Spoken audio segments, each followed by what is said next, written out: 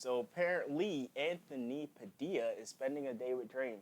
I call cap because Dream doesn't go out much. Man, he won't even hang out with Tommy in it and them, so I really call cap.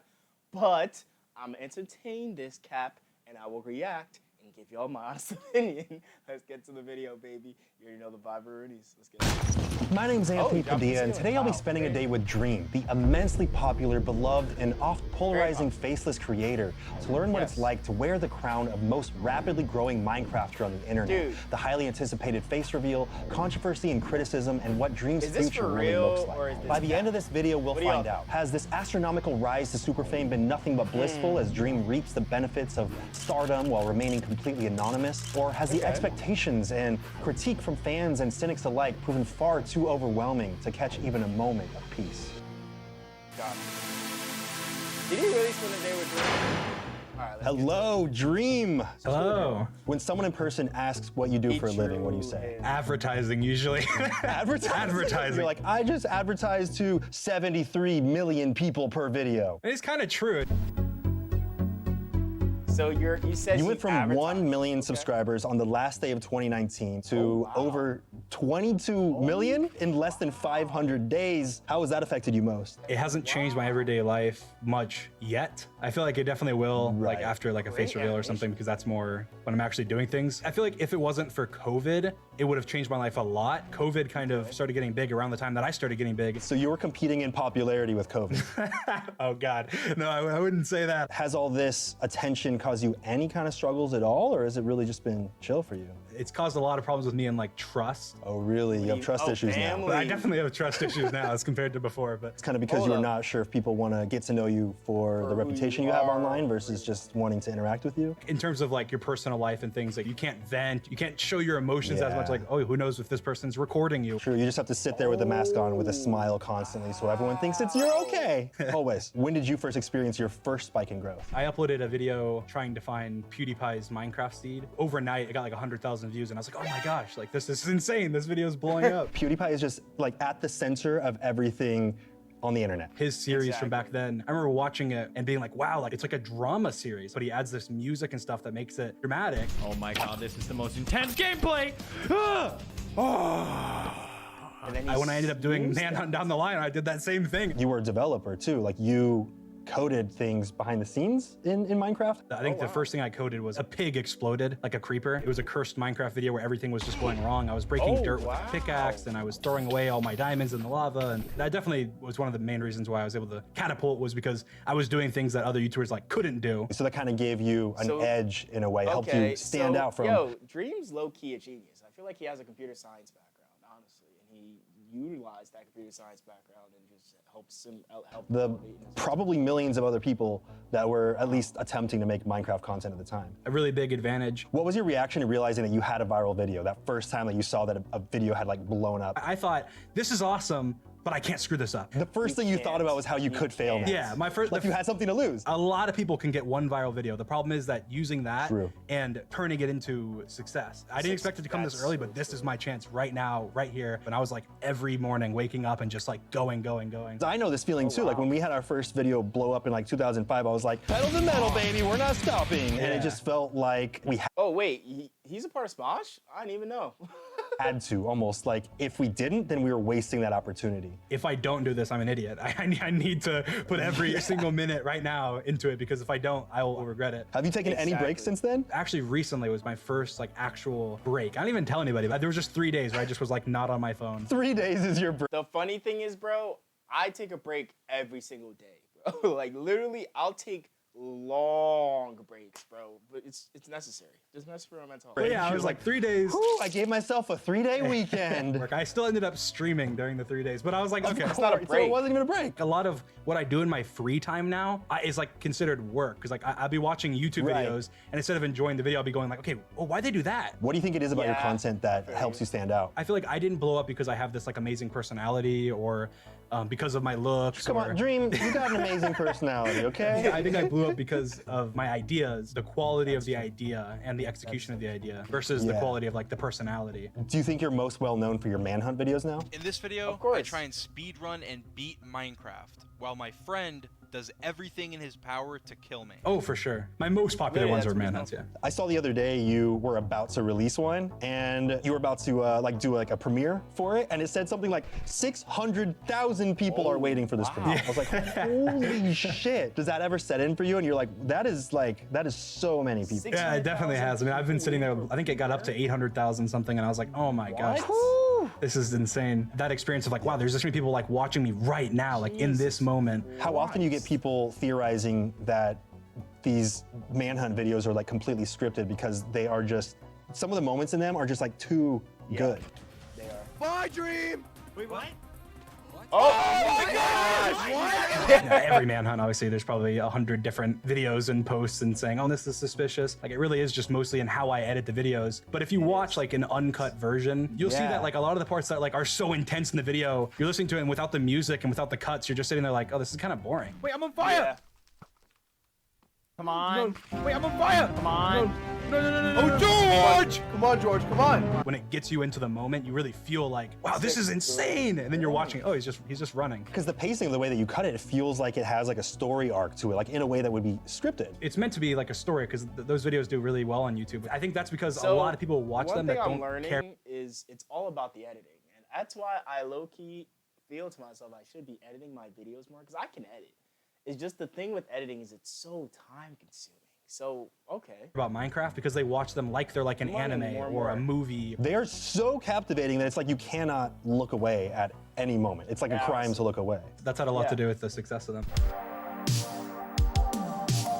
Your username, what's your story behind Dream and your white blob? I think it was just me and Sapnap actually. We were just like in a call and we were spitballing names and I came up with Dream On, like Aerosmith, but then ended up morphing into just Dream. The blob character, my girlfriend at the time, this was like 4 years ago, made matching Discord profile pictures. They were very similar to what my blob looks like now. I was going through thinking, oh, I need like a YouTube icon. I was going through like my pictures on my computer and I saw that and I was like, oh, what? Something similar to that could be kind of good. Were you concerned at all? Like the name, just Dream, 5 letters, probably impossible to find when you search Dream on the internet. I wasn't Exactly. worried because I Yo. thought most people would be searching like If to be honest, YouTube SEO reasons, Dream is a terrible name, if we're being honest. Dream Minecraft. Everyone knows how to spell Dream. Everyone knows if you say True. Dream, it's very memorable and it's very easy to spread. Almost as catchy and easy to remember as Anthony Padilla, and creative too. How'd you come up with that one? Took some inspiration from my parents. What's the story behind the Dream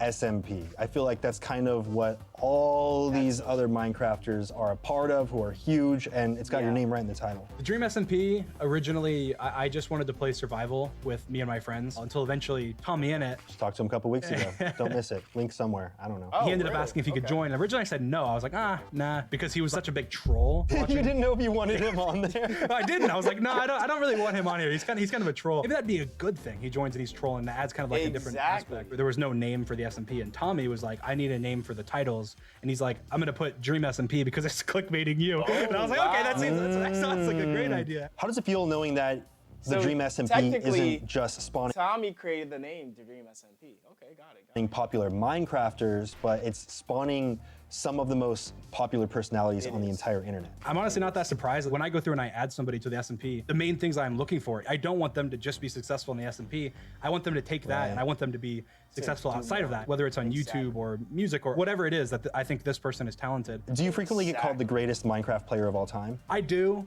I'm not. I'll just say that. I'm definitely not. People always are just comparing people to like other YouTubers because you only know what you see. Probably some 15-year-old kid who spends 12 hours a day grinding Minecraft every day. Minecraft That's probably is- the best Minecraft player. That's facts. That's facts. He's not gonna Now I feel like we gotta address the elephant in the room, and I don't mean that one right there. You have no face. Why are you completely faceless? I just blew up so quickly, and then it kind of became a part of like the fan art and a part of the community so quickly. It was not a calculated move. It was just kind of like something that happened. You almost didn't have enough time to be like, okay, time to switch up the content, put my face in it. It just kept going. I feel like it all kind of like came together in this way where it was kind of the perfect storm. How many people that you know online have ever seen what you look like? Only a couple. I mean, obviously I live with Sapnap. But all the other Oh, people that you're constantly playing games with have never seen your face? George has never seen your face? I mean, no.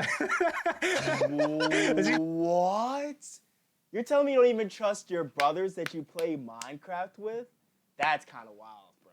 That is kind of wild, bro. I've never said that. People are going to be like, "Oh, come on, George, really?" Like, people think that Alyssa, who's a really good friend of all of ours, who used to be on the Dream SMP, she sees my face and it's like she brags about it, and like Sapnap will brag about it to George, like as a joke, like, "Oh, haha, like you haven't." Do your IRL friends and family obviously know who you are? A lot of them do. Not all of them. Really? So there's some people that you're close-ish to that don't know? I'd say my closest friends and my closest like, family know. There's definitely people that. To be honest, if you like see someone in real life, like so sometimes if you see, like let's say if I saw Jim in real life, I'd be like, yo, your voice sounds mad familiar, my guy. And then eventually I'd realize it. Like, how do people not eventually be like, yo, you sound kind of like Dream? I'm close-ish with. I have no idea, but. Has anyone that you know like talked about Dream or Minecraft that you haven't revealed? Oh their yeah, name to? they're talking about like Minecraft creators and mentioning like the Dream SMP or something. And it's like, Oh, okay. wow. What does that feel like, knowing that you are part of something that someone who knows you well enough to like talk to you in person has no idea? Hannah Montana. Yeah, are you gonna like burst through That's on the stage and Take be the like, wig off. "It's me, bitch"? To what extent do you go to make sure that you remain anonymous? Like, are you taping I'm over curious. all of your webcams, like your iPhone camera and all that stuff? I mean, I've done that since like I was young, so it's just kind of like I think yeah. when you know about technology, usually you're kind of like iffy about that stuff. Please don't hack my webcam, please. Again, I think it's mostly just Okay. COVID. Like everyone's so used to like wearing a mask and not going many places. Has anyone recognized your voice in public? I don't want to get into it, but Okay. you can take that as an answer. Okay, I'll take that. Do you Yes. think remaining faceless has actually contributed to your success? I think it has, but I think it's more of that it's unique, I guess, so it's something to talk about. True, that is like one of the things that's attached to your description, I feel. There's like a lot of mystery, obviously, and that kind of creates some sort of like hype of like, oh, like this is cool, and I think the fan art's really cool. I think that's a benefit. Please don't stop doing that once I face reveal. Keep doing the math. Do not So he stop is the gonna fan face art. But I think the biggest downside is just not being able to express myself fully. I want to be able to do things that you can't do. Like, let's say go and meet people. It's restricting on the things that I can actually do, and being able to like do like TikToks or different forms of content. It hasn't had a negative effect. I think it's had a positive effect. Does that make you nervous at all about, you know, when you do a face reveal, there's no turning back? These things aren't necessarily going to be synonymous with you as much as your face? Not really. The smile mask and all that stuff, that's all going to be part of my brand, even That's your after a brand face forever. reveal. I think it's more so it's just going to be a new chapter. Like, I'll be able to do so many things that I haven't been able to do. My goal is to take full advantage of it. So you plan to do a face reveal. How do you plan to do a face reveal? I'm not sure. I want to do it with my friends, and I want to do it in some way where people can participate somehow. And so I've thought of like a meetup or some kind of I event. feel like you could literally sell out like Staples Center. That just feels so like self-centered. Like, guys, Yo, come but see my. but like it seems self-centered, but you really could. Like, you could charge like money, be like Dream face reveal, like $20 a pop, and at least sell out the Staples Center, bro. Like, I kid you not. Face He literally could do it. money. Like, it just All feels you so- do is walk out, and the That's seats are so far away that they hilarious. have to look at your face on the Jumbotron. But That's there's hilarious. fireworks going off. It's like, That's holy, hilarious. it's Dream. And then you just walk into the back and then you go to sleep. Yeah, I'm definitely not doing that. You but should. You should. But you could. I would do it in a way Good. where it wouldn't be the center of things. That feels so cheesy. like how egotistical is this guy? He's like charging you to see his face. Are you nervous about the first thing people are going to say when they see your face? Not really. My face has had nothing to do with my content in any way whatsoever. I'm still going to be the same way with that, where it's not going to be, you know, shoved in your face, or like if you follow me on Instagram or something, maybe you'll see it. But like if you're just like a casual viewer, it's going to be no different at all. Can you get into any of the ideas that you have for what you might do after you do your face reveal? I think the biggest thing is probably just meeting people, being able to do collabs with people Yeah. that I wouldn't be able to do Collabs, now, dude, like Mr. collabs. Beast. The internet will break when there is a Mr. Beast X Dream video. Dude, for real. I hope so. That'd be awesome.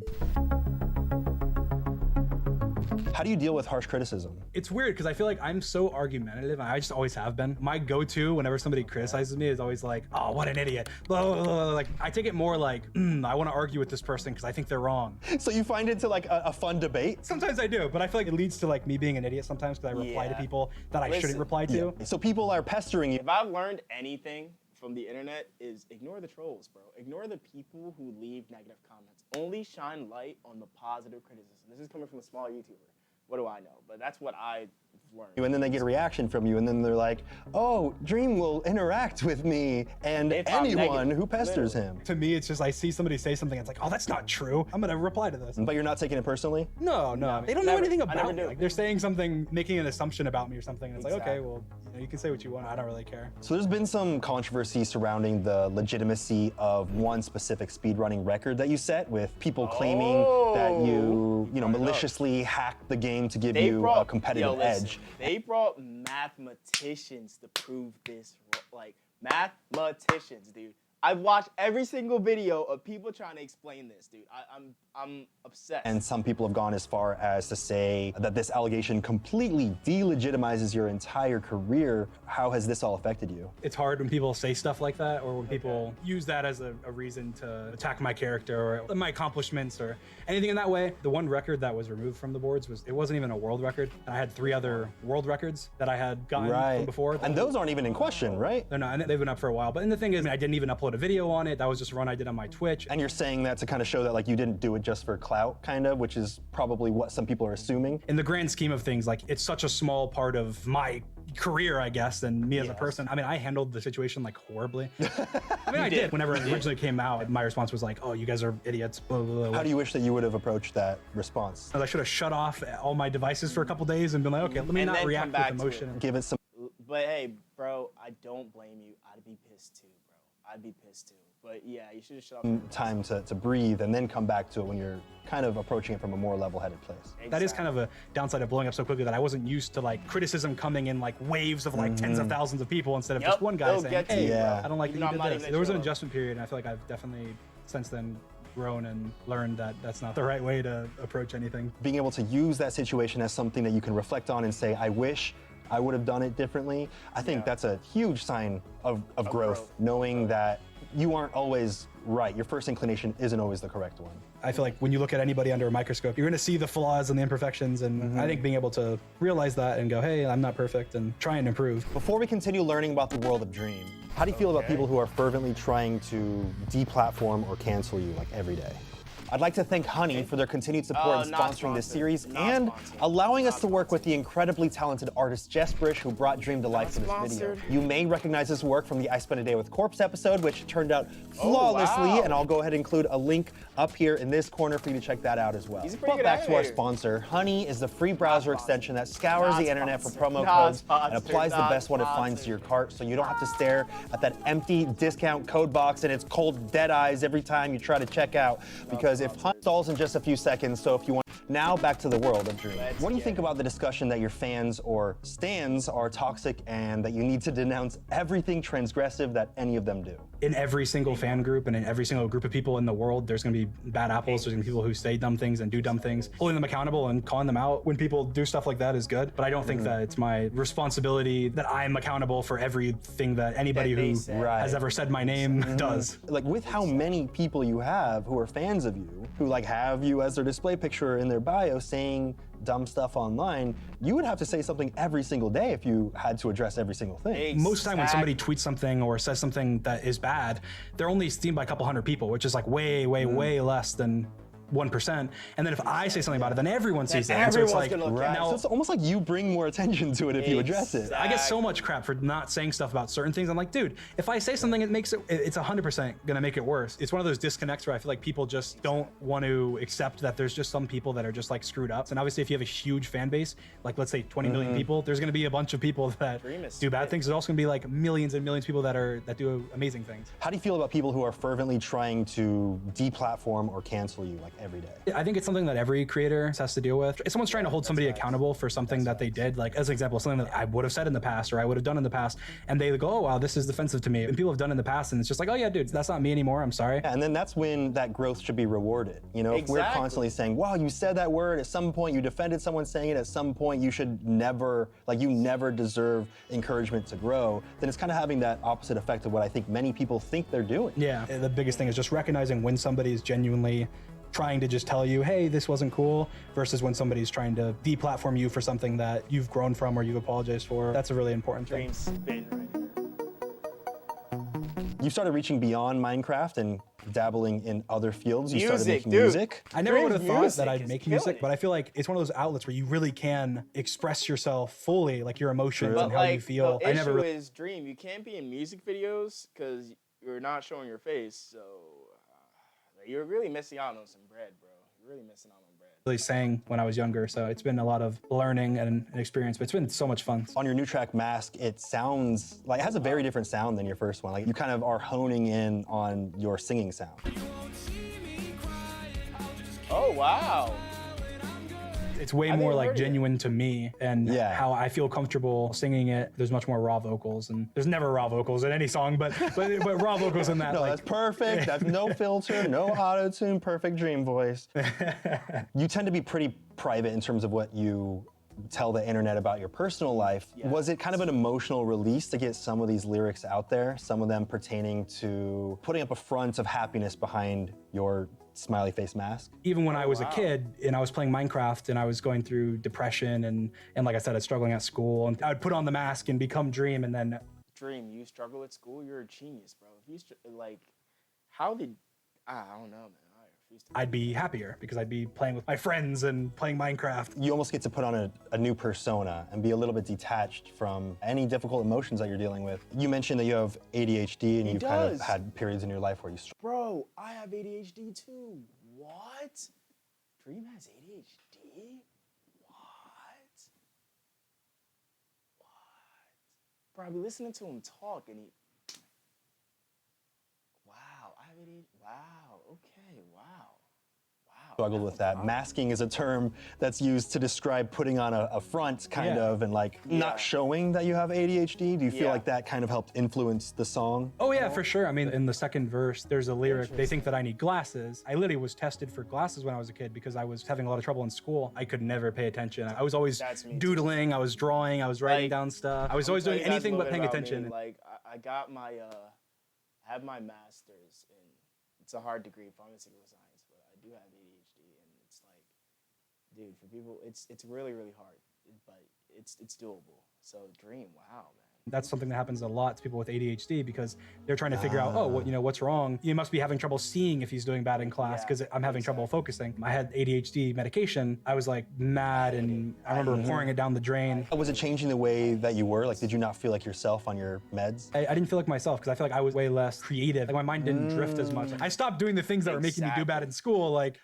not drawing. But the things that made you do bad in school, that were distracting you from school, were what brought you happiness. Yeah, exactly. I don't know enough about them to comment on whether that was smart of me to do. I don't want to encourage anybody to do that. I haven't been on like medication for ADHD since then. I feel like it is a unique thing that I'm proud of. Do you think any of your ADHD symptoms have kind of almost contributed to help you become who you are now as Dream? I do. I feel like one of my biggest strengths is like I'm creative, and I feel like one of the things that helps me with coming up with ideas and stuff is I can just like run through things. Like I can be like, oh, that's a bad idea, and I can go through like 1,000 in like half a second. The same reason that I talk so fast is just because I'm thinking quickly. And that kind of only happens when it's things that you're excited about, right? Yeah, no, if I'm excited, I'm just like a million miles a minute. I'm stumbling over my own thoughts. I was explaining because I was like, it's not really like, people a lot of times trying to explain it's like a lack of focus. In reality, it's like you just focus on the wrong things a lot of the time. I can sit there and edit a video for 12 straight hours and then afterwards be like, holy cow, I'm so thirsty, I'm dehydrated, I need to go to the bathroom. I haven't peed in 6 days. That could be really like, I'm just hyper fixating. How does that feel knowing that people are now gonna kind of have some insight into this very private part of your life? It's scary. It's definitely scary. There it is. Listen, honesty will set you free, bro. Honesty will set you free. Like me, I just admitted. Like, you know what I'm saying? Like, honesty will set you free, bro. I knew you were scared about something at some point. Before my first song, like the day before release, I got so sick, like out of nowhere. I had like a swollen like lymph node in my throat. It's because your body's like, like you're stressed. You're like, stress can't affect your body. Meanwhile, you're sad and then mixed water pour out of your eyeballs. After it was released, I was like so relieved. Hopefully this time, I don't think I'm gonna be as nervous just because I'm more comfortable and I've already gone through it. It is definitely nerve-wracking knowing like I'm putting out there a part of me that I've never really put out there before. So what's next in your career? Are you gonna continue doing music? Are you just strictly Minecrafter for life kind of guy? If you want, I'll tell you what my next video is, but you have to bleep it out. You can't have it in there. Okay. Give me the dirt. My next video, he's gonna say like, wait, in real life? In real life. Oh wow. He's gonna be trying to before. No. It's like Fear Factor shit. Yeah, sort of. What do you think the biggest misconception is about you? A lot of people think that I am very, very conceited. And I don't think that I'm conceited. But wouldn't a conceited person not think they were conceited? That's true. That's very true. That's true. Very true. No, I've talked to you a bunch. I don't think that you're conceited. Why do people think you're conceited? I always try and be like positive and confident. Sometimes can be taken as that way. After like me and Technoblade did like a duel and I lost. And I remember after that duel, I was in some stream and I said something along the lines of like, oh, if it was any other day, like I could have won. It's just me trying to convince myself like, oh, like you can do better than that. I think that the biggest reason that someone might think that is because it wasn't just you saying, I am going to be better next time. It was almost like saying that you should have and that you deserve to beat someone for it almost. Like if they don't know you personally, if they don't know what you actually mean, those words maybe aren't specific enough for someone to like understand what you really mean. I definitely realized that when I was looking back and I was like, and one of the things where it's just in the back of your mind, like obviously you're going to think that, but saying it is a different thing. When you say something, you as a content creator should be very, very specific with what you do mean. You know? You can't leave any gray area. You can't leave it up for interpretation. And that's definitely something that was like an adjustment because I feel like you have to over-explain a lot of things like as a content creator. All right, you got 5 seconds to shout out or promote anything you want directly into camera. Go. Hey, shout out to my cat Patches because we never talked about her. She's gonna get jealous, so I have to mention her. Oh my God, you don't want to see piss Patches. Hey, Only a small percentage of people that are watching this video is actually subscribed to his channel, Anthony's channel. You guys need to subscribe right now if you're in that small percentage. Check the button. You may not even know that you're not subscribed. Just check. Yeah, it's free, and you could always change your mind. Always change your mind. But don't change your mind. After spending the day with Dream, I've you know what, dude? This was a great video. I'm really happy I reacted to it. come to understand just how overwhelming having millions of eyeballs hyper-focus on your every move can really be. Regardless of if we have a face attached to our identity or not, we all have everyday struggles, and what the rest of the world sees in us is only one aspect of any story. Hey man, I'm happy Dream opened up about, just having ADHD, because I also have ADHD. And hey man, I feel like you shouldn't be scared, because literally there's beauty in everything, you know what I'm saying? But hey, I gotta end this video. Stay blessed, stay beautiful, and stay clean. Love you guys. Peace.